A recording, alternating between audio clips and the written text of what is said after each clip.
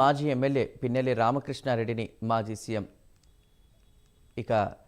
జగన్మోహన్ రెడ్డి పరామర్శించనున్నారు. రేపు వైసీపీ అధినేత జగన్ నెల్లూరుకు వస్తారని కూడా పార్టీ వర్గాలు తెలిపాయి.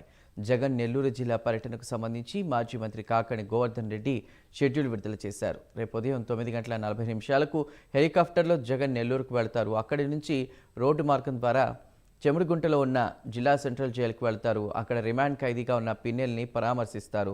పోలింగ్ రోజు ఈవీఎంని ధ్వంసం చేసిన కేసులో వైసీపీ మాజీ ఎమ్మెల్యే పిన్నెల్లి రామకృష్ణారెడ్డిని పోలీసులు అరెస్ట్ చేశారు. కోర్టు రిమాండ్ విధించడంతో ఆయన్ను నెల్లూరు జిల్లా సెంట్రల్ జైలుకి తరలించారు.